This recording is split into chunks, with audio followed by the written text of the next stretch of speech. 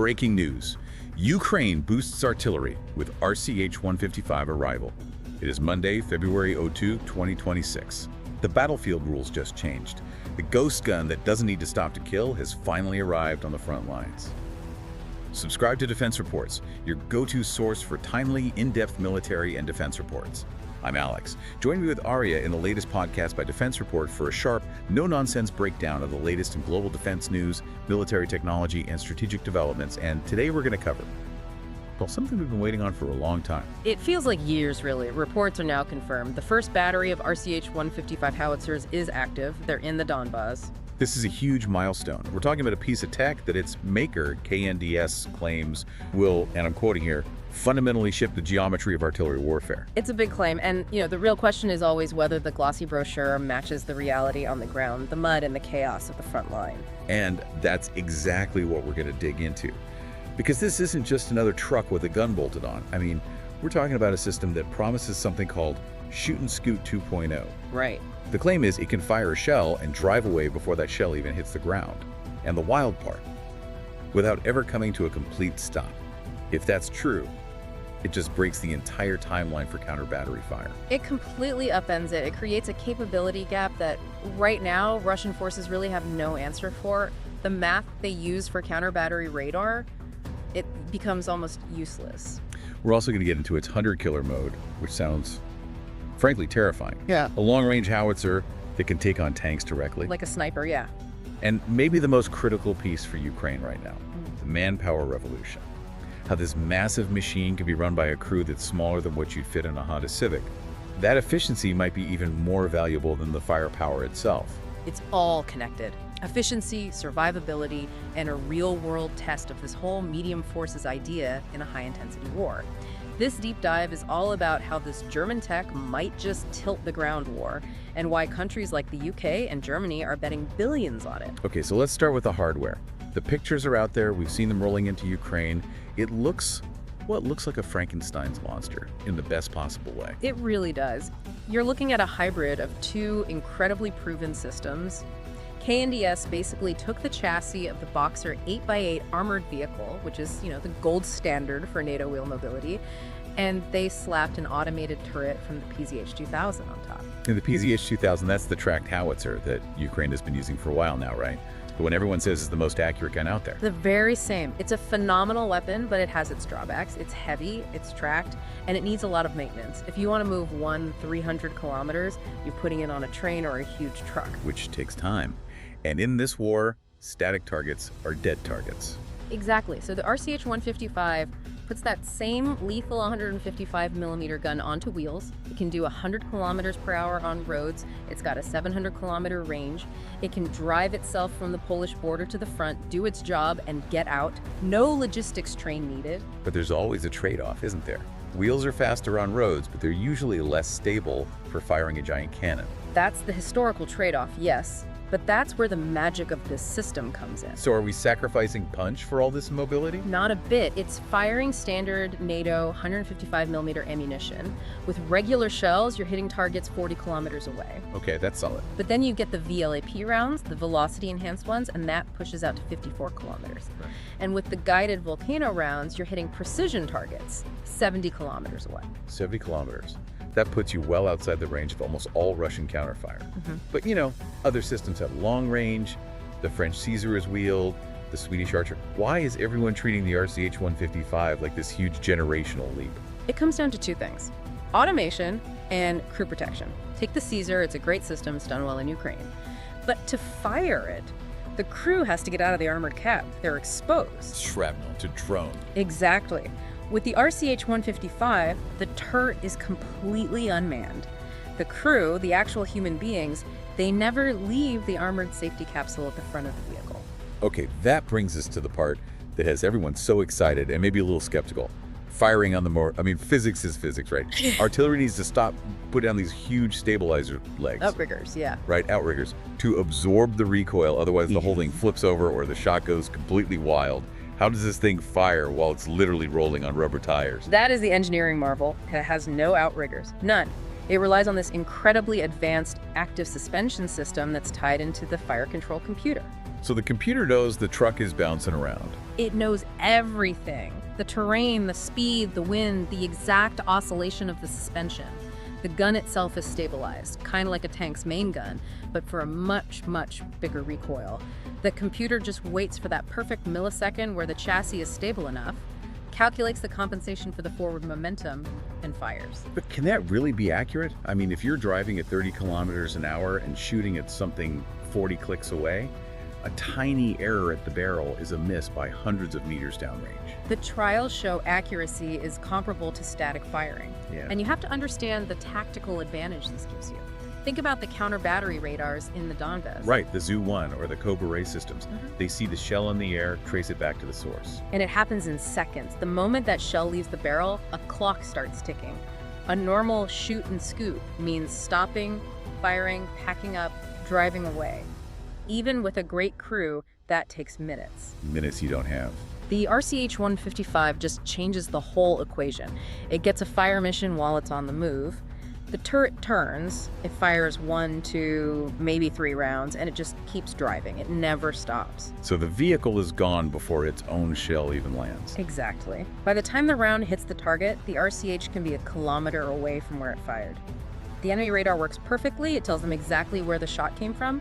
But when they fire back, They're shelling an empty piece of road. it defeats the math. You can't hit something that was never really there to begin with. It's a nightmare for an artillery commander. It forces them to switch tactics completely. You can't just shell coordinates anymore. You have to actively hunt these things with drones, which is much, much harder. And then you add the MRSI capability on top of that. Multiple round, simultaneous impact. We hear that term a lot. Break it down. So because the gun is completely automated, the fire control computer can do something a human crew can't.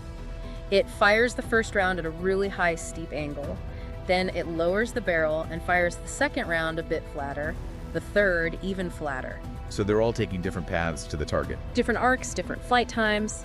But the computer calculates it perfectly so that all 5 shells land on the target at the exact same second. For the soldiers on the receiving end, there's no warning. Not one shell, then a pause, then another. It's just instant devastation. The shock effect of a full battery, but delivered by a single vehicle that's already miles away. Let's shift to the manpower side of this, because we all know Ukraine is facing a critical personnel shortage. How does a system like this help with that? This might be its most important feature for Ukraine today. I mean, a PZH-2000, that needs 5 highly trained soldiers. A towed M777 gun needs a whole team. The RCH-155 needs 2 people. 2. Just a commander and a driver. That's it. The loader is a robot. The gunner is a computer. You have one person driving the vehicle and the other managing the mission on a tablet. That's a 60% crew reduction. You can crew more than double the number of guns with the same number of soldiers. And you're protecting those soldiers so much better. They call it the Citadel design. In older systems, the crew is in the turret with all the ammunition. If that gets hit... They get that jack-in-the-box effect we see with Russian tanks. Right, a catastrophic kill. In the RCH, the crew is in a completely separate, heavily armored capsule at the front. If the unmanned turret takes a direct hit from a drone, the ammo might go up, but the crew is isolated. A catastrophic kill becomes a mobility kill. The crew survives to fight another day. And trained crews are the most valuable resource. But I have to ask about the delay. We were expecting these in early 2025. It's now February 2026. What happened? It wasn't a manufacturing issue. It wasn't the metal, it was the code. This is that hidden friction in modern war. Ukraine runs its entire artillery war on a domestic software system called Kropova. Right, the Uber for Artillery app. It's a fantastic system. A drone operator sees a tank, marks it on a tablet, and the request instantly goes out to the nearest gun. It's fast, it's decentralized. But the RCH-155 runs on a very secure, very different NATO standard German fire control system. So the German computer and the Ukrainian app didn't speak the same language. Not just that, they had completely different security architectures. You can't just plug a civilian tablet into the classified brain of a cutting-edge NATO weapon. So KNDS and Ukrainian programmers spent a year building a secure bridge between the two. So that year wasn't a delay, it was integration time, making sure this weapon could plug into the Ukrainian military's nervous system. Precisely. And now that it's integrated, you unlock things like that hunter-killer mode we mentioned. Explain that. Why would a howitzer ever need to shoot at something it can see? That feels like an emergency. It is an emergency function, but a vital one.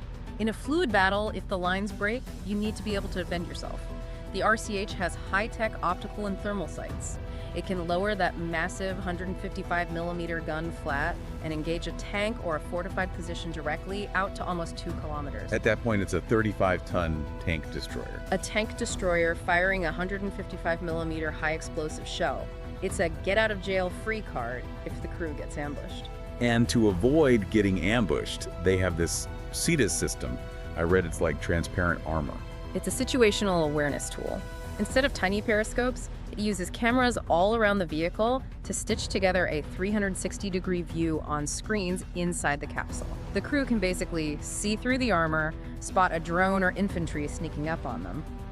Let's zoom out to the big picture. This isn't just about Ukraine, is it? This feels like a major shift in NATO thinking. We keep hearing about medium forces. That's what this is the poster child for.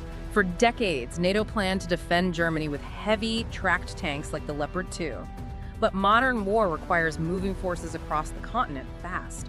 Medium forces is about using wheelie vehicles that can just drive there. So instead of waiting a week for trains to move a division to Estonia, they just get on the highway. Exactly. And the Boxer platform is the backbone of that strategy. If the RCH-155 proves itself in Ukraine, it validates the whole concept. It proves you can have heavy firepower without tracks. That's why the UK is watching so closely. And they put their money where their mouth is, right? Yeah. They have. The British Army sent its old AS-90 tracked guns to Ukraine. They need a replacement.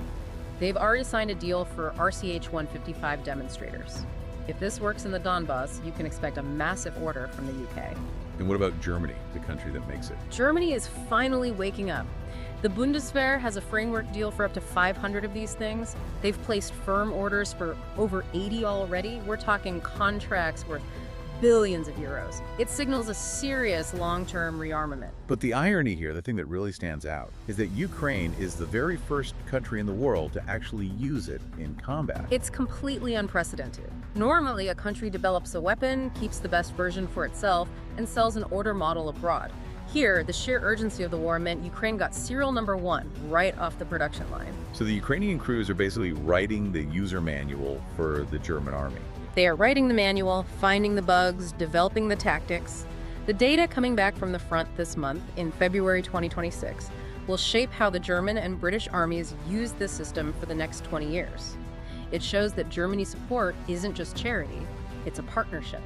So final question, what's the immediate impact? Does this one system break the stalemate? One weapon system rarely changes an entire war, but what it does is give Ukraine a qualitative edge. It can hit Russian logistics and troop concentrations with a survivability that no other system can match. It's harder to kill, it's faster, and it needs fewer people. In a long war of attrition, those efficiencies add up. It really does feel like the ultimate evolution of artillery.